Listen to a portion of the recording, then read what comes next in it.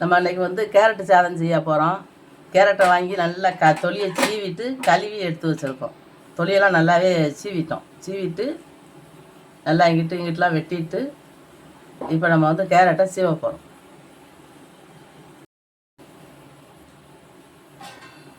இப்போ இந்த மாதிரி தேங்காய் சீவுறது, இது வந்து கேரட்டு சீவுறது தான். கேரட்டு தேங்காய் சீல் இருந்தால் சீவலாம், இல்லை எதுனாலும் சீவிக்கலாம்.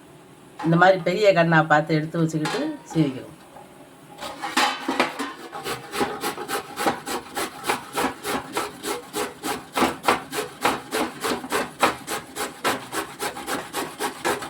கையில் பற்றாமல் சீவணும். ஏன்னா அது வந்து நம்ம அதிகம் வேகமாக சீவுவோம், அது கையை அறுத்துடும். இந்த மாதிரி நம்ம சீவி எடுத்து வச்சுக்கணும்.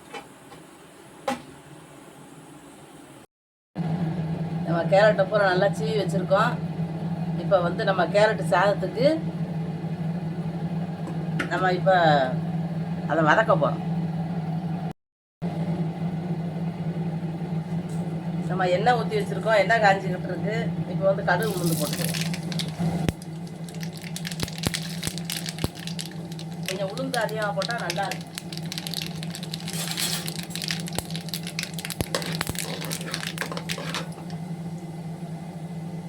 இப்போ வந்து வெங்காயம் போட்டுக்கிறோம்.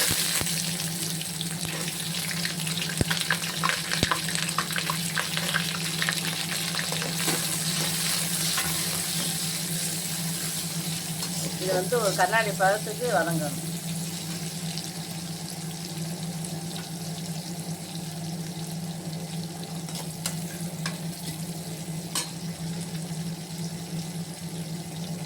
இப்போ கொஞ்சம் முந்திரி பருப்பு வச்சுருக்கோம், அதையும் போட்டு.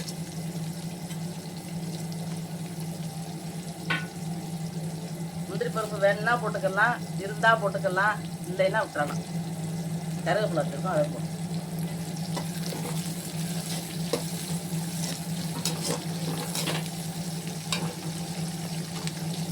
பச்சை மிளகாய் வெட்டி வச்சுருக்கோம், பச்சை மிளகாய் போட்டுக்கணும்.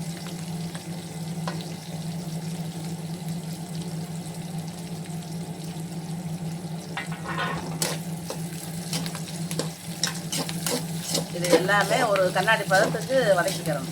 ஏன்னா ரொம்ப கருக வந்துடக்கூடாது, நம்ம கலரு சாப்பாடோட கலர் மாறிடும். இது நல்லா ஒரு கண்ணாடி பதத்துக்கு நல்லா வேகணும். வெங்காயம் நல்லா இந்த அளவுக்கு வந்துருக்கு. பச்சை மிளகாலாம் நல்லா வந்துருக்கு. இப்போ வந்து நம்ம கேரட்டை போட்டுக்கணும். திரி வச்சிருக்கிற கேரட்டை வந்து இதில் போட்டுக்கணும்.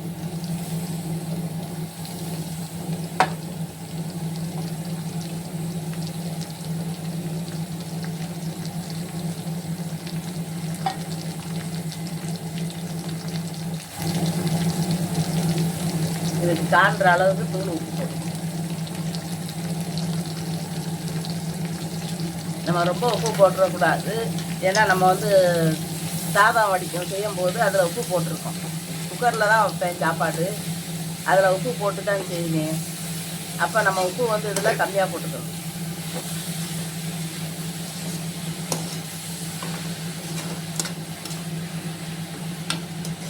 இது வந்து நல்லா கலர் மாறி வரும், அந்த அளவுக்கு வேக விடணும். தண்ணி எதுவும் ஊற்றிடக்கூடாது, தண்ணி ஊற்றாமல் அது வதக்கிறதுலேயே வெந்துடும் நல்லா. இது வந்து பிள்ளைகளுக்கு ஸ்கூலுக்கு கொடுத்து விட்றதுக்கு நல்லாயிருக்கும். ஸ்கூலுக்கு ஆஃபீஸுக்கு எல்லாம் கொடுத்து விட்றதுக்கு நல்லா எடுத்து சாப்பிட்றதுக்கு நல்லாயிருக்கும். இது தொட்டுக்கிறதுக்கு முட்டை ஆம்லேட் போடலாம், இல்லை ஏதாவது உருளைக்கிழங்கு கிரேவி வைக்கலாம். சுருக்குன்னு நம்ம ஏதாவது வச்சோம்னா நல்லாயிருக்கும். கருவாட்டு கூட்டு இதெல்லாம் வச்சோம்னா நல்லாயிருக்கும். இது நல்லா வேகும்.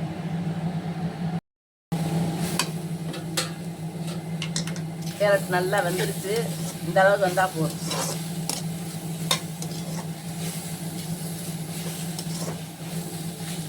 இப்போ இதில் வந்து நம்ம சாப்பாடு செஞ்சு வச்சுருக்கிறத தட்டி அப்படியே கிளற வேண்டியது.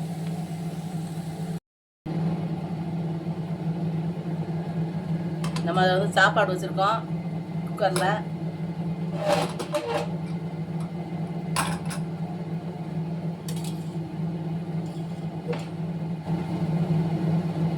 இந்த அளவுக்கு பொழு பொழுன்னு இருக்கணும் சோறு.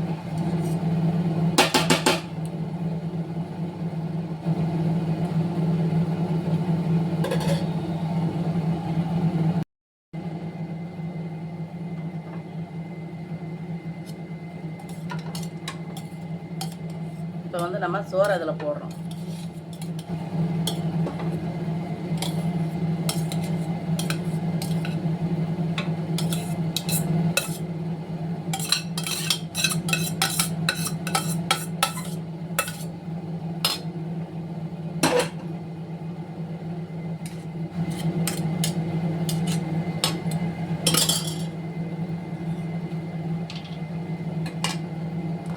இதில் கொஞ்சம் நெய் ஊற்றிக்கிறோம். ஃபஸ்ட்டு வந்து நம்ம எண்ணெய் வந்து கொஞ்சம் தான் ஊற்றிருக்கோம் கேரட் வதக்கும் போது. இப்போ நம்ம நெய் ஊற்றுற போது சரியாக வந்துடும். நல்லா மணமாக இருக்கும் சாப்பாடு.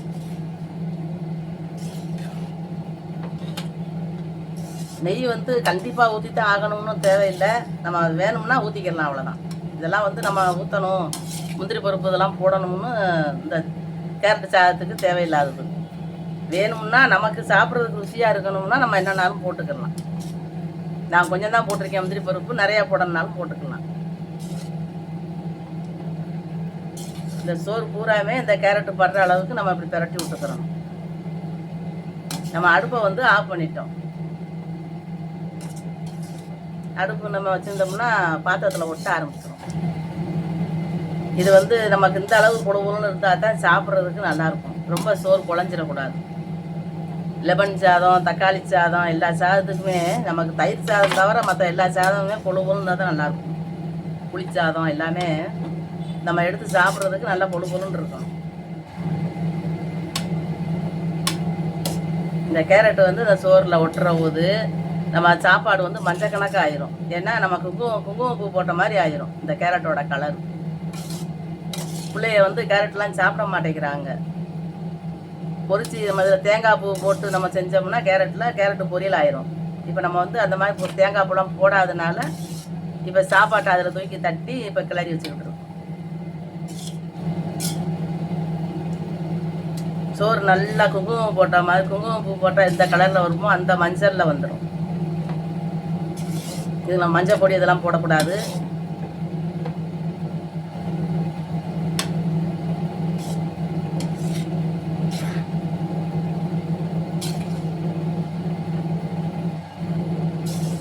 அகலமான பாத்திரத்தில் போட்டுக்கிட்டுனா தான் இப்படி கிளற முடியும்.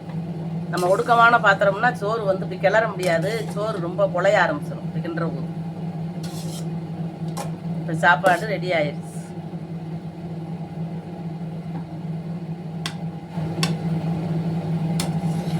இப்படி கிளற போது உள்ளுக்குள்ளே கேரட்டு கிடந்தாலும் அப்படி வெளியே வந்துடும். அப்புறம் நம்ம போட்டு வதக்குறது கிண்டுறதுக்கு சரியாக இருக்கும். பச்சை மிளகாய் எல்லாம் போட்டிருக்கோம் காரத்துக்கு. வேறு மிளகாய் பொடியெல்லாம் போடக்கூடாது. பச்சை மிளகாயே போதும். இந்த பச்சை மிளகாயே நம்ம பிள்ளைய எடுத்து போட்டு அழகாக சாப்பிட்ருவாங்க. ஸ்கூலுக்கு ஆஃபீஸ்க்கெலாம் கொடுத்து விட்றதுக்கு இது வந்து டக்குன்னு நம்ம அவசரத்துக்கு செஞ்சிடலாம். ஒரு 1/4 மணி நேரத்து வேலை தான். சாப்பாடை செஞ்சிட்டோம்னா அது 1/4 மணி நேரத்து வேலை தான். கேரட்டை திருவி அப்படி கிண்ட வேண்டியதான். நல்லா சோறு வந்து பொழுன்னு ஆயிடுச்சு. இது ஆற ஆற நல்லா இருக்கும்.